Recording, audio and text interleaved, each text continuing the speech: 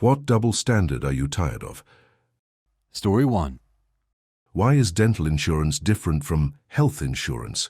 Aren't teeth part of my overall health with eyes too? Story 2. My manager at work, not paying for her drinks but not allowing staff to even get staff discount for theirs. If that's just a manager and not the owner, I bet the owner would like to hear about it. And if it is the owner, that's fine to me. Story 3. To borrow from Matt Haig, people being okay with mental illness until someone shows symptoms of 100%. People like to talk about being cool with it, act all understanding, and then get super hostile if someone with untreated mental illness shows up. They don't mind it when they can't see it, but can't handle it when they actually see it in action. Story 4. Your boss getting angry if you're a couple minutes late, but then expects you to have no problem regularly staying on 2+ hours after your shift is meant to end.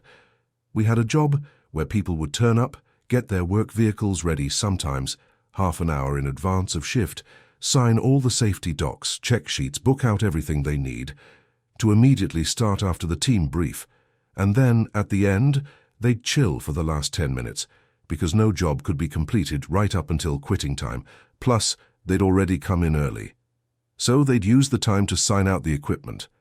Then people started walking out of the building early, sometimes only a minute or so, and it got so frequent that it got noticed by the other shift, who only came in on the exact time. Despite the fact we had better numbers than them, it was decided to switch to much stricter time in-out rules. So people stopped coming in early and prepping for the job. They only turned up for the shift hour. Got their stuff ready en masse, which wound up creating queues and knocking on each person behind, rather than a trickle of people prior to shift. So from then on, we lost 30 police mins every day, because some manager didn't want to see people leaving a minute before the clock ticked over for end of shift. If you're inflexible, people will be inflexible in turn. Story 5. Entry-level jobs that require experience. They think it weeds out the ones with no experience, but it just gives them candidates who are prepared to exaggerate or lie. Which pretty much translates to, it's a job that requires XP and expertise, but will have a pay of that, an entry-level job. Story 6. Customers being able to verbally and sometimes physically assault workers, while the worker just has to stand there and take it, or they'll be fired. One time at a local grocery store, a clerk straight up told a shouty guy to fuck off. Saw the same clerk a week later, was pretty impressed. Nurse here, almost every single one of my colleagues has been physically assaulted at some point in their career. We are often discouraged by upper management not to press charges or contact the police. We're also often asked what we could have done differently. Story 7. Some people I know who are strongly against gender norms told me that I shouldn't have a say in my wedding since I'm a man, and that my fiancé alone makes the decisions. It was pretty effing confusing. This hurts me so much that people are like this. People assume my fiancé isn't helping at all with planning our upcoming wedding since he's the dude, and I'm the chick, and I'm obviously the one choosing everything and bossing him around according to them. He's been a part of every single thing so far, except the flowers. I asked him about what he thought on florists, and he just looked at me and went, "I love you, and I love planning this thing with you, but I couldn't possibly care less about flowers. LOL. But he's just as excited as I am with everything, and it breaks my heart when no one gives him credit or thinks he shouldn't have a say." Story 8. Basic laws not applying to people with money or power. I thought the US was based on an idea that nobody was above the law. Story 9. Politicians who come up with dumb to asinine laws and vigorously enforce them upon all of the regular citizens, but somehow find ways to exempt themselves from being subject to the same obligations to keep and follow them as we are. Story 10. My principal taking days to read and reply to my emails, if ever vs me being told at 8 in the morning that I should have known something, because he sent me an email at 10 in the evening the night before. Story 11. Defending yourself. The fact that someone can be punished for defending themselves when no one else would, in my experience worse, is bullshit to me. Example, a former bullied kid that punched back and got screwed. Happened to my boyfriend several times in school. He got jumped, but when he hit back he got in trouble. Insanity. Story 12. People that say, don't worry about what other people think, be yourself, but make judgments about people based on behavior they don't understand. If you don't understand something, ask about it, learn about it, talk about it to gain an understanding. I wish more value was placed on learning, understanding people's intentions versus what you see on the surface. And don't say things unless you really mean them. Story 13. How it's perfectly okay for a potential employer to ask your salary expectations even before an interview, but a candidate asking what the job pays is somehow a red flag for HR and a big no-no. Like if all the employer cares about is what I will cost them before learning anything else about me, then I should be able to fucking ask too. But no, I'm branded as only caring about money. And you don't, you corporate prick? Seriously, what do they expect from us? We, or at least I, wouldn't work if not for the money. Not BC, it's fun. We care about the company, want to make friends or whatever. It's to make money, so it should be more normal to ask about it. Story 14. I don't have a problem with staying and doing overtime. But when it starts to be a drama every time I want to leave a bit early, with those tens to hundreds of saved up OT hours, you can fuck right off. If that's how we play, then OT is over and done with.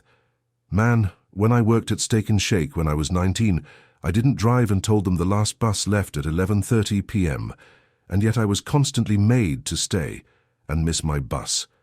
I had to wait all night a few times because couldn't get a ride. Till like 6 in the morning, some businesses just don't care. If a boss or job manager by the time clock, then they pay me by the time clock. If they want flexibility after work, then I get flexibility while at work. Doesn't work, only for their benefit. Honestly, even as a salaried employee, I turn my work phone and computer off at the end of the day. I do work extra hours on occasion when it's necessary, but never as the norm. Draw your boundaries. Don't let them do that to you. My boss used to work 7 to 4 while I worked 8 to 5. I was too often 1 or 2 minutes late, and one time she reprimanded me for that. Then, a couple of weeks later, work started to pile up, so I started earlier, at 7, to work overtime. Turned out she was always at least 5 minutes late. Story 15.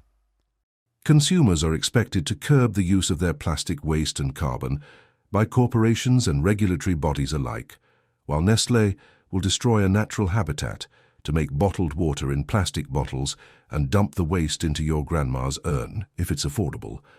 I actually got hired by Nespresso once and didn't make it past the training because of how off-putting it was to hear everyone pretend that Nestlé was going around saving the environment. They had videos of George Clooney in the rainforest and old guys in labs playing with dirt, talking about how every cup of Nespresso is helping climate change and all this garbage, and I could never bring myself to tell someone that. At one point, I actually confronted the Nespresso rep telling us all of this, much to her horror, and she went into total panic mode, talking about how Nestlé sends one of their workers once every quarter to make sure there are no more child workers, and even threw in an aside that Nestlé and Nespresso are basically two different companies, so... Story 16. I have to be exactly on time for an appointment or risk a fine and no appointment, yet a doctor can make you wait hours sometimes without even a thank you for waiting or sorry about the wait. Story 17. Star student athletes are nearly untouchable. If they make the school look good, the school will almost never take action against them. As evidenced by the fact that at my college several of the football stars would literally just park wherever they wanted and never get towed ticketed. I'm not talking about things like parking in the faculty lot or where you don't have a pass. I'm talking things like parking on the sidewalk in front of the student union after driving over a curb and 20ft of grass to get there. Story 18. Parenting double standards. The gender of the parent does not make the parent. Dads are not babysitting their children, they are parenting. This, also, I've had to fight this in the kindergarten my child goes to. because all information, news calls, go only to my wife's phone, even though for past years I've been the one who has brought and picked up the kid every day. Wife is working long days, but I'm remotely COVID restrictions, applying to regular people but not celebrities or politicians. My favourite was UK Health Minister carrying on an affair with his assistant whilst going on TV and telling us not to hug our loved ones. Celebrities lecturing about climate change when they have the carbon footprint of a small town. We sincerely appreciate you taking the time to watch our YouTube video. If you find our content helpful and enjoyable, please click the subscribe button to stay updated on any new videos we share in the future. Thank you once again, and we hope to see you in our next upcoming videos.